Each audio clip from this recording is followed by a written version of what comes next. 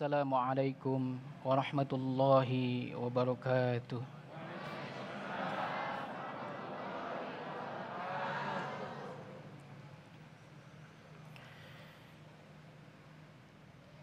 A'udzu billahi minasy syaithanir rajim.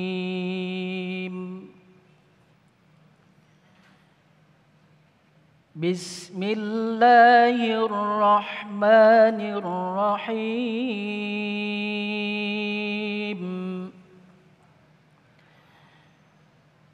Tabarakalladzi nazzalal furqana ala 'abdihi liyakuna lil 'alamina nadhira. الذي له ملك السماوات والأرض ولم يتخذ ولدا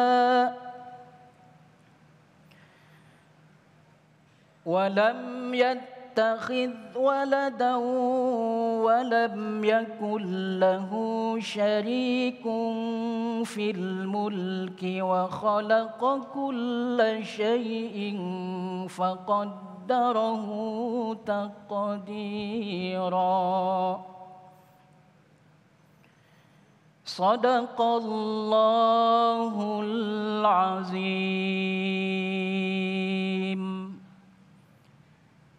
Assalamualaikum warahmatullahi wabarakatuh. Assalamualaikum warahmatullahi wabarakatuh. Alhamdulillahirabbil alamin. Alhamdulillahilladzi bi ni'matihi tatimmus shalihat. Allahumma shalli ala sayyidina Muhammad wa ala ali sayyidina Muhammad. Segala puji pemirsa bagi Allah kita haturkan, kita kembali dikumpulkan dalam Majelis Ilmu Damai Indonesiaku.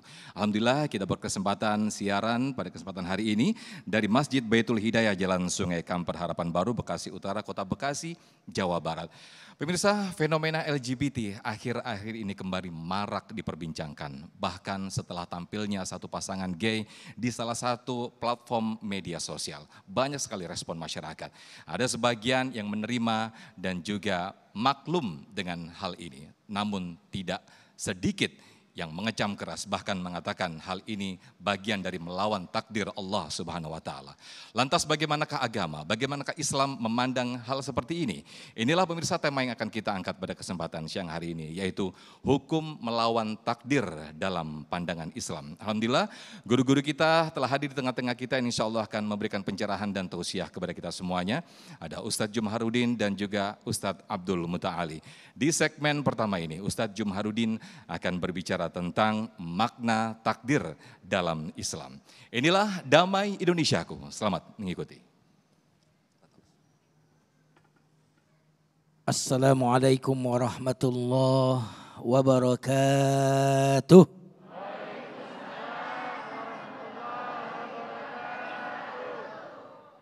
Alhamdulillahilladzi khalaqa kulla syai'in faqaddarahu taqdira. Allahumma salli wa sallim wa barik ala nabiyyina Muhammadin sallallahu alaihi wasallam wa ala alihi wa ashabihi wa man sara ala nahjihi bi ihsanin ila yaumiddin. Yang sama-sama kita muliakan guru kita semuanya, Ustadz Haji Abdul Muta'al, hafizahullah. Semoga Allah senantiasa menjaga beliau, dan guru kita, host kita, Ustadz Sofyan, barakallahu fiik. Dan jamaah semuanya, semoga baik yang offline maupun yang di rumah menonton kita semuanya, semoga senantiasa Allah jaga keluarganya. Amin. Allah jaga keluarga kita, anak-anak kita dari penyimpangan seksual. Amin ya rabbal alamin. Hari ini kita akan berbicara tentang bagaimana pandangan Islam di dalam menyorot LGBT. Nanti Ustadz kita akan menyampaikan secara detail. Tetapi ada yang mengatakan itu melawan takdir. Dan apa itu takdir? Takdir itu artinya ketentuan atau ketetapan. Peruntukannya, ukurannya, takarannya, itulah yang disebut dengan takdir. Dan Allah Subhanahu wa taala menciptakan alam ini dengan ukuran, dengan ketetapan yang sudah Allah tetapkan. Dan ketika itu kita langgar takdir itu, ketetapan itu, maka yang akan terjadi kehancuran. Makanya kalau laki-laki melawan takdirnya hancur, perempuan melawan takdirnya hancur, tidak ada kehancuran kecuali karena melawan takdir. Dulu ibu-ibu biasanya khawatir kalau suaminya punya apa, Bu? Punya apa? Will, betul nggak? Wanita idaman. Dulu, Bu, sekarang nambah lagi. Apa? Pil. Dulu biasanya yang membuat rumah tangga hancur itu karena ada wanita lain yang disukai oleh suami kita. Tetapi hari ini kekhawatiran itu muncul lebih dahsyat lagi. Orang-orang khawatir kalau suaminya punya pria idaman. Tapi bukan cuma suami yang khawatir ya Pak. Bukan cuma istri yang khawatir, suami-suami pun khawatir. Kenapa? Kalau dulu suami khawatir istrinya tertarik dengan pria yang lain, hari ini pun para suami pun perlu khawatir takut istrinya punya will. Jamaah sekalian yang dimuliakan Allah Subhanahu wa taala. Makanya mengapa kita perlu memegang agama ini?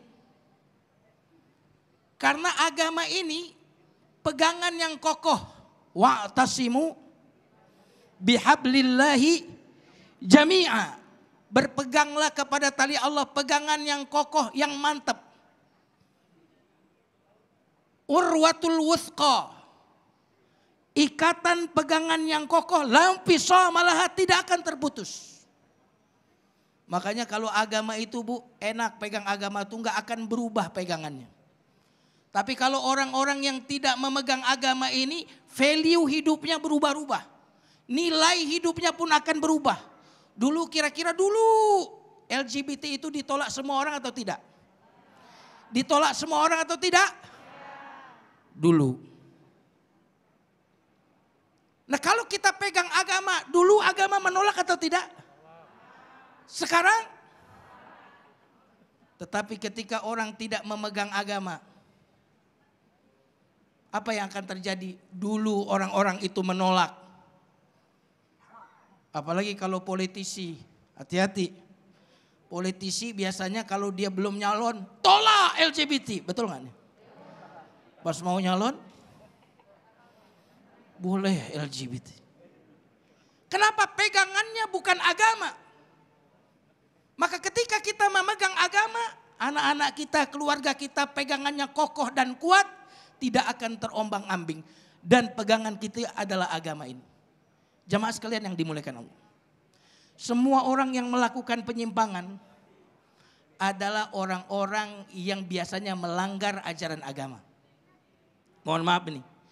Rata-rata pelaku LGBT adalah orang-orang yang selama ini memang biasanya melakukan hubungan-hubungan bebas, tidak mengikuti ajaran agama ini. Makanya LGBT itu sebenarnya awalnya impor dari luar sana, bukan dari Indonesia yang beragama. Makanya jamaah sekalian yang dimuliakan Allah, kalau kita ingin anak-anak kita, keluarga kita itu berada di jalan yang benar, tidak melakukan penyimpangan, hendaklah anak-anak kita, keluarga kita ikut aturan agama. Saya ulang lagi, semua penyimpangan disebabkan oleh ketiadaan Allah. Saya ulang lagi kalimatnya, semua penyimpangan disebabkan oleh ketiadaan Allah di dalam hati kita. Ketiadaan Allah itulah yang membuat kita gelisah, lalu kita mencari ketenangan dari selain Allah melalui penyimpangan-penyimpangan itu. Semoga Allah melindungi keluarga kita semuanya. Amin ya rabbal alamin. Amin, amin ya rabbal alamin. Masya Allah, paparan yang sangat luar biasa sekali, muqaddimah yang disampaikan oleh Ustadz kita, Ustadz Jumharuddin. Ketika manusia melebihi atau melewati dari kadar ataupun takdirnya, maka kehancuran yang akan didapatnya. Lalu bagaimanakah pertanyaannya, balasan dan juga hukuman bagi makhluk yang melawan takdir Allah ini? Insya Allah nanti Ustadz Abdul Muta'al akan menyampaikan kepada kita semua di segmen kedua nanti. Tetaplah di Damai Indonesiaku. Usai jeda kami akan kembali. Baik pemirsa, Anda kembali di Damai Indonesiaku. Setelah tadi kita mendengarkan di segmen 1 tausiah dari Ustaz Jumharudin betapa akibat dan juga kehancuranlah yang akan didapatkan dan juga keniscayaan ataupun kenistaan yang didapatkan ketika makhluk Allah ini melawan takdir. Lantas bagaimanakah hukuman dan juga balasan bagi siapa atau mereka-mereka yang melawan takdir Allah? Ustaz Abdul Muta'al akan menyampaikan kepada kita semuanya. Selamat mengikuti.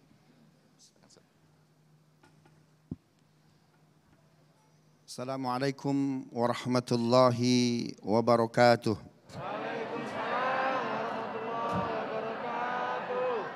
Bismillah wassalatu ala rasulillah la hawla wa la quwata illa billah wa ba'd.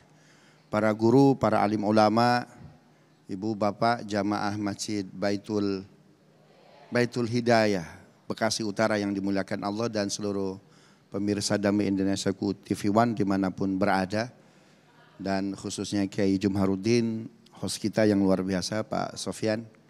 Tadi penjelasan dari Kiai Jumharudin luar biasa terkait takdir, terkait fitrah. Kullu mauludin yuladu alal fitrah. Jadi semua yang dilahirkan itu fitrah.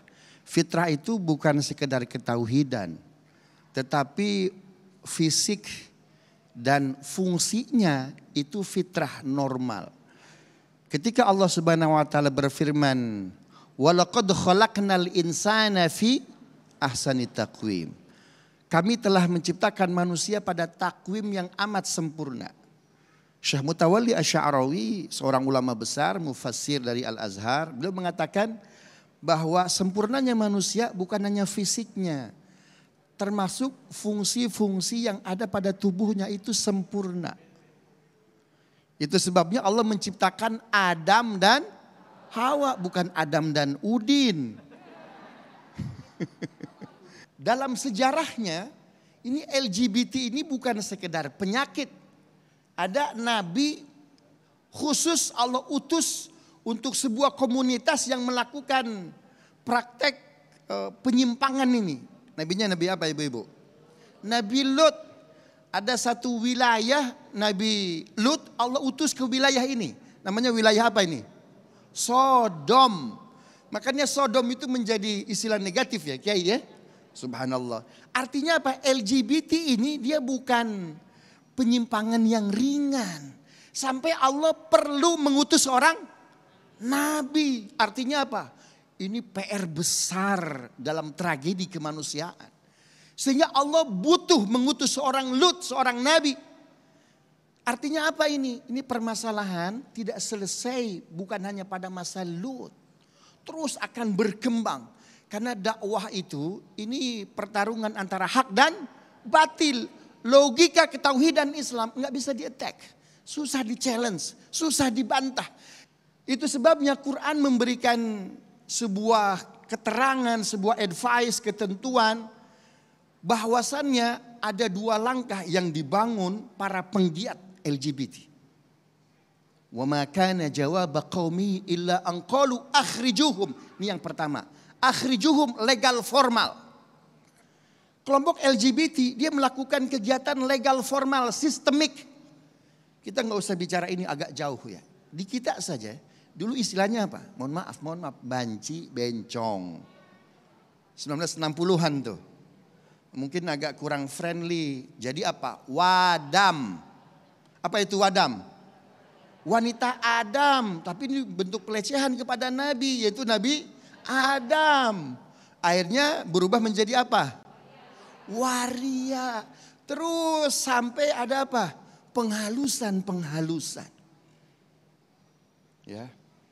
Dulunya kita nggak seneng, nggak mungkin deh anak kita, keluarga kita melakukan LGBT. Ya.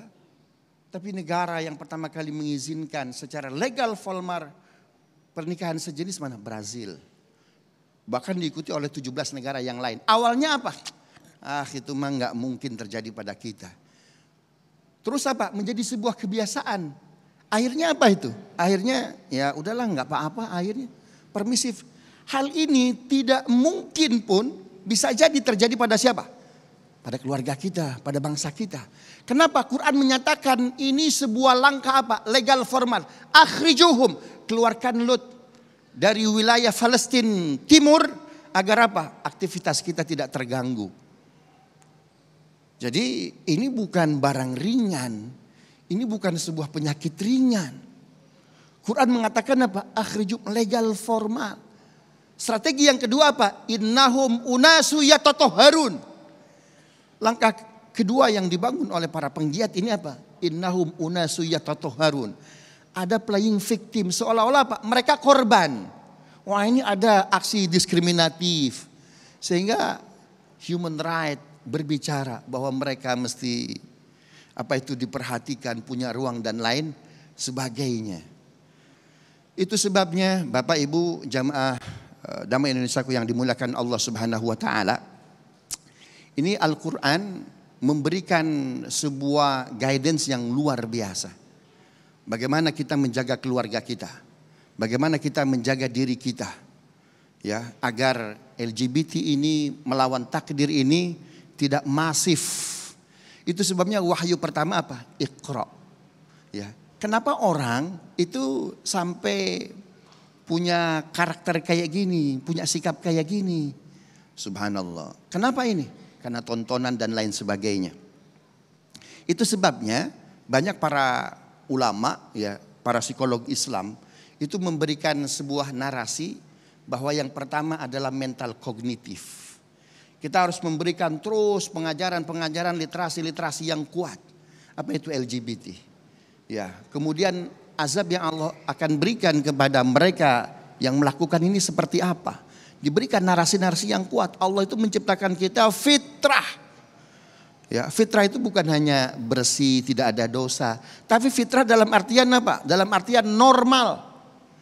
Maka mental kognitif ini mesti harus disampaikan kepada anak-anak. Makanya anak laki-laki kasih mainan laki-laki robot. Ya, jangan anak laki-laki dikasih apa itu? Boneka. Anak perempuan dikasih tank baja. Ya, atau kura-kura ninja. Ah, ini mental kognitif. Ini penting nih literasi-literasi kayak gini. Kenapa? Karena mereka masif luar biasa. Bahkan, mohon maaf, ini LGBT menjadi sebuah ideologi. Saking sulitnya kekuasaan Islam pada masa Umar bin Abdul Aziz untuk dikalahkan, ya. Ini kira-kira cari jalan apa nih untuk mengattack, ya, Daulah Umayyah yang luar biasa. Karena pengaruh Umar bin Abdul Aziz dahsyat betul. Semua sendi kehidupan itu paripurna, ya, dalam tataran tertentu itu, ya. Maka kira-kira apa yang bisa melemahkan Empire Umayyah? Maka di brainwash lah seorang Al-Walid bin Yazid bin Abdul Malik. Maka Tarikh Khulafa yang ditulis oleh Imam As-Suyuti, beliau menyatakan bahwa kehancuran Empire Umayyah itu diantaranya adalah masuknya kegiatan brainwash LGBT. Karena itu jaga keluarga kita, ya, jaga diri kita dan kita perkuat tauhid kita. Terima kasih. Assalamualaikum warahmatullahi wabarakatuh. Waalaikumsalam warahmatullahi wabarakatuh. Masya Allah, luar biasa sekali apa yang disampaikan oleh Ustadz kita, guru kita Ustadz Abdul Muta'ali. Jelas dan juga sepakat kita semua sebagai muslimin, sebagai orang yang beriman menolak tegas bahwa fenomena LGBT ini sangat-sangat menyimpang. Bahkan Allah menurunkan khusus nabinya, Nabi Lut, untuk memberantas ini semuanya. Lantas bagaimanakah kita menerima atau mengalami atau melawan fenomena-fenomena seperti ini? Termasuk juga pertanyaan-pertanyaan yang mungkin ada di benak kita, yang mungkin ada di sekitar kita dengan pernyataan-pernyataan saya mungkin sudah seperti ini. Lalu bagaimanakah? Apakah ini saya bagian daripada menerima takdir? Perilaku saya sudah seperti ini dari kecil. Apakah ini bagian daripada saya menerima takdir?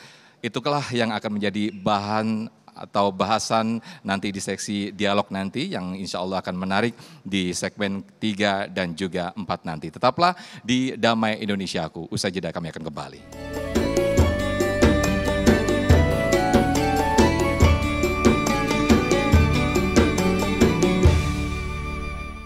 Baik pemirsa, kita kembali di Damai Indonesiaku dengan tema besar kita, hukum melawan takdir dalam pandangan Islam atau dalam Islam. Dalam hal ini kita menyoroti fenomena LGBT yang kembali marak diperbincangkan dan juga ramai khususnya di media sosial. Nah, kita akan bahas di sesi ini pemirsa, sesi tanya jawab yang insya Allah ada Ustadz Jumahrudin dan juga Ustadz Abdul Muta'ali yang akan menjawabnya. Yang pertama, saya persilakan terlebih dahulu kepada jamaah dari Ibu Tisna. Boleh berdiri dan juga diturunkan maskernya biar bisa lebih jelas suaranya, silakan. Assalamualaikum warahmatullahi wabarakatuh. Waalaikumsalam warahmatullahi wabarakatuh. Nama saya Ibu Tisna dari Majlis Taklim Baitul Hidayah. Ingin bertanya kepada Pak Ustadz, bagaimana cara mendeteksi orang dewasa dan anak-anak untuk melihat yang sudah terjangkit LGBT. Terima kasih. Baik, terima kasih Bu Tisna pertanyaannya. Dijawab terlebih dahulu Ustadz Jumahrudin terlebih dahulu, nanti yang mungkin akan ditambah oleh Ustadz Abdul Muta'ali. Fadhol Ustadz. Pertanyaan yang sangat luar biasa Ibu. Ya. Bagaimana caranya mendeteksi kalau suami atau anak sudah terjangkit? Ya.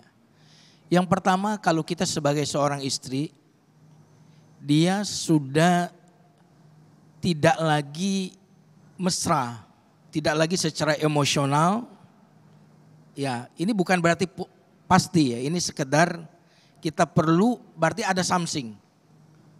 Bahwa dia tidak lagi melakukan, misalkan tentu di usia produktif hubungan emosional maupun hubungan biologisnya sudah sangat jarang, tidak lagi mesra, tidak lagi hubungan emosionalnya bagus. Nah ini bisa jadi menjadi tanda awal walaupun belum pasti. Jadi jangan sampai tanda-tanda yang Ibu tanyakan ini tiba-tiba kita gunakan untuk menjudge. Tetapi ini sekedar perlu diwaspadai. Ya, dia tidak tertarik lagi dengan kita. Tidak lagi melakukan hubungan biologis lagi secara lama dengan kita. Nah ini di usia produktif ini perlu dipertanyakan.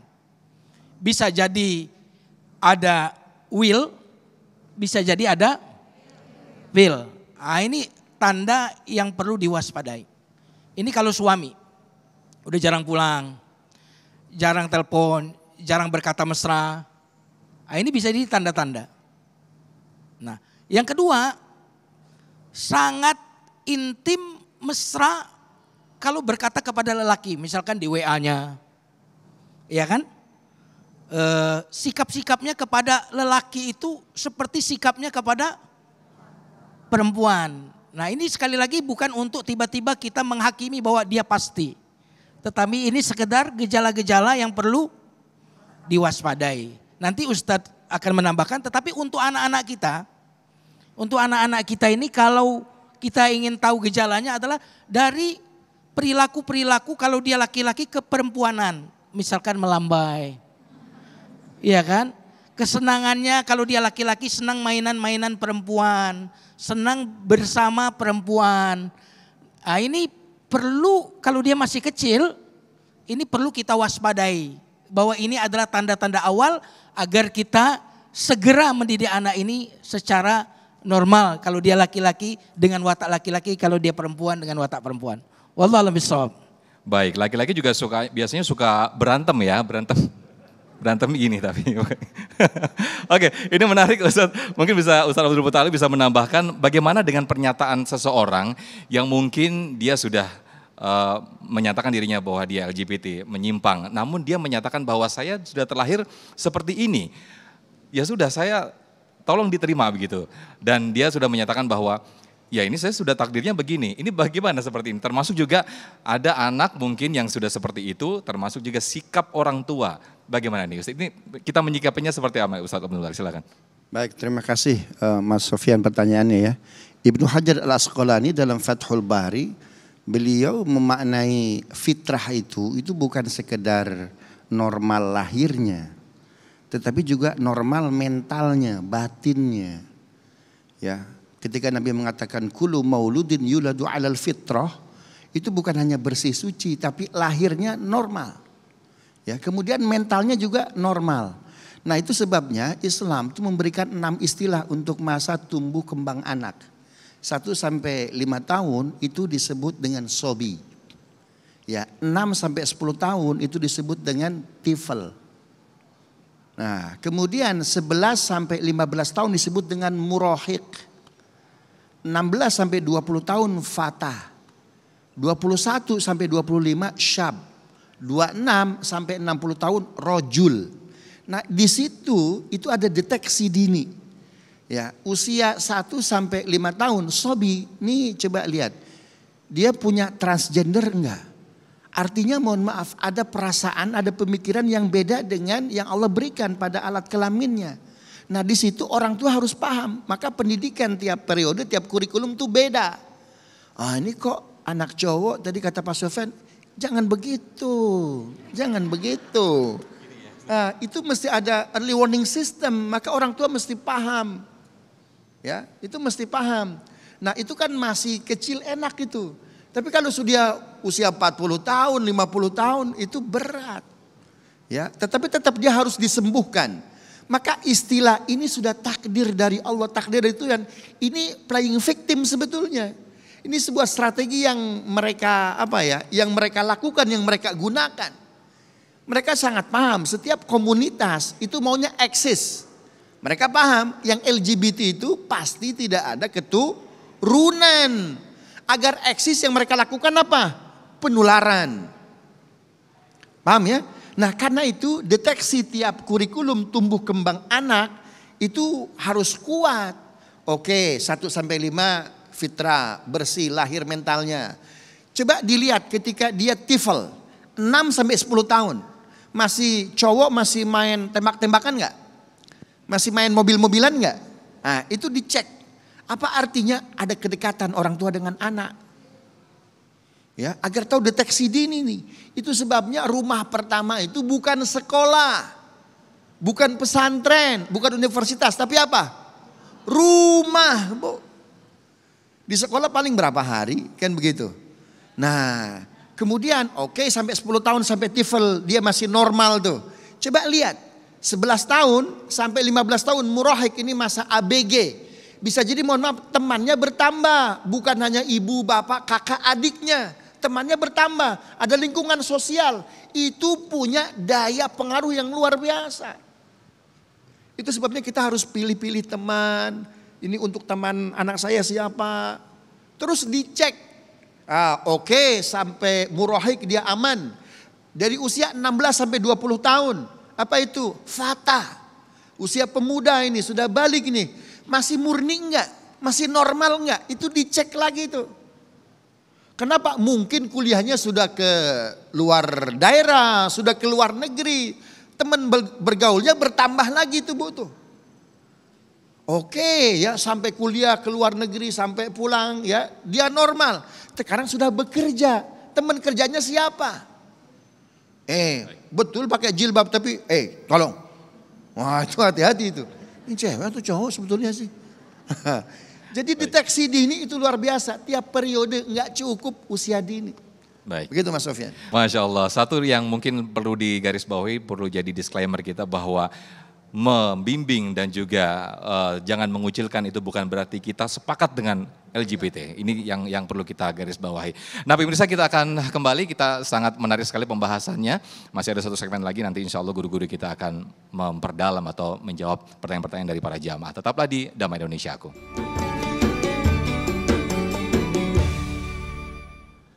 Baik pemirsa, kita kembali di Damai Indonesiaku dengan tema besar kita hukum lawan takdir dalam pandangan Islam, dalam hal ini menyoroti fenomena LGBT yang kembali marak terjadi. Saya persilakan kepada para jamaah, ada Ibu Wafro yang insya Allah nanti akan dijawab oleh Ustadz kita, Ustadz Jumharudin. Silakan Ibu Wafro. Boleh diturunkan maskernya biar bisa lebih jelas suaranya. Assalamualaikum warahmatullahi wabarakatuh. Waalaikumsalam. Perkenalkan, nama saya Ibu Wafroh dari Guru PAUDku Baitul Hidayah. Yang ingin saya tanyakan Ustadz, apa yang membuat orang itu menjadi LGBT? Hanya itu saja pertanyaannya. Terima kasih. Assalamualaikum warahmatullahi wabarakatuh. Waalaikumsalam, terima kasih. Menarik sekali pertanyaan dari Ibu Wafroh. Sebab dan juga apa yang bisa menyebabkan. Silakan saja Jumaruddin, kami beri waktu. Terima kasih Bu Wafroh yang sangat luar biasa pertanyaannya. Apa yang membuat orang itu memiliki perilaku LGBT? Poin yang paling berpengaruh orang itu melakukan penyimpangan adalah ketika orang itu melanggar syariat Allah. Ini yang harus digarisbawahi. Artinya melanggar syariat Allah itu contohnya. Kalau anak kita misalkan kalau di rumah, contoh kecilnya adalah misalkan dia tidur satu kasur. Padahal dia sudah di usia yang seharusnya terpisah. Satu kasur perempuan dengan perempuan. Mestinya sesudah dia usia tertentu sudah harus dipisahkan kasurnya. Atau laki-laki dengan laki-laki tidur bareng dari kecilnya. Ini penyimpangan syariat dari yang kecil-kecil. Nah bagi orang-orang dewasa yang bisa membuat dia melakukan perilaku LGBT adalah memang biasanya orang-orang ini memang sudah bebas melakukan hubungan seksual. Makanya di barat tumbuh. Mereka sudah bebas melakukan hubungan dengan wanita tanpa pernikahan, bebas. Tanpa ikatan pernikahan, satu pria dengan 8 wanita, 7 wanita nggak ada batas. Lama-lama apa? Mereka tidak lagi merasakan kenikmatan dan kesenangan dari perilaku seksual dengan lawan jenis. Karena sudah biasa. Ini akibat kita keluar dari batas-batas agama, akhirnya kita kemudian mencari kepuasan yang agak aneh atau menyimpang. Nah di awal tadi saya sampaikan, semua orang yang tiada Allah dalam hidupnya akan melakukan penyimpangan. Ini poin yang paling penting. Masya Allah, luar biasa sekali sampai apa yang disampaikan oleh Ustadz Jumaruddin. Saya berikan satu lagi kesempatan kepada para jamaah, bapak-bapak, para ayahanda yang mungkin ada satu pertanyaan, insya Allah nanti akan dijawab oleh Ustadz Abdul Muta'ali. Silakan boleh digeser mic-nya, ibu-ibu. Baik, boleh langsung silakan berdiri. Silakan.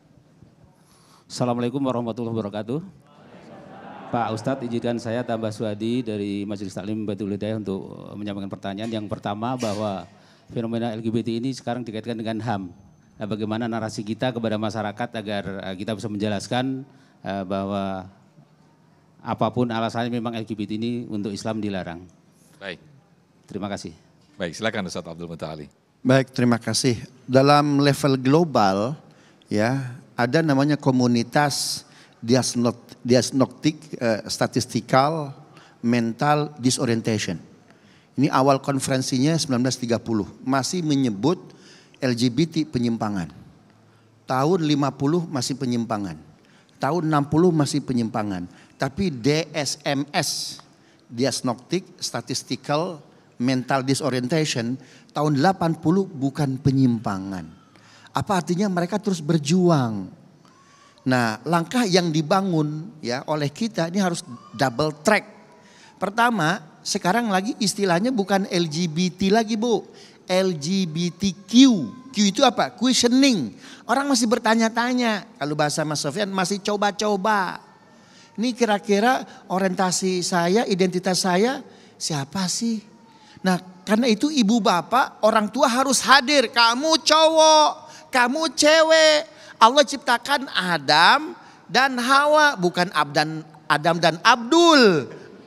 Adam dan Sofyan, bukan. Ya, nah maka kita harus memberikan ruang yang sangat eksplisit. Kamu cowok, kamu cewek. Ada yang coba-coba. Yang kedua, masyarakat permisif, Bu. Permisif. Itu mah urusan mereka, bukan urusan kita. Nggak bisa begitu. Masuk surga susah sendirian. Masuk neraka munfarid juga bisa. Maka harus paham, ini penyimpangan. Anda harus lurus kembali. Begitu ya, Mas Sofyan. Baik, Masya Allah luar biasa sekali pemaparan dan juga tausiah yang disampaikan oleh guru-guru kita tadi, Ustadz Abdul Muta'ali dan juga Ustadz Jumaruddin. Semoga kita semua yang ada di sini termasuk kita para pemirsa yang ada di rumah terhindar dari hal-hal yang menyimpang. Dan juga semoga kita para ayahanda dan juga para ibunda, para orang tua dimudahkan dan dikuatkan dalam membimbing keluarga kita, dalam membimbing anak-anak kita untuk terus berjalan di dalam syariat-syariat Allah Subhanahu wa taala. Insyaallah nanti kita akan teruskan dengan doa bersama-sama dengan yang akan dipimpin oleh Ustadz Jumahrudin. Saya Muhammad Sofyan mewakili kru yang bertugas pamit undur diri. Terima kasih. Wassalamualaikum warahmatullahi wabarakatuh.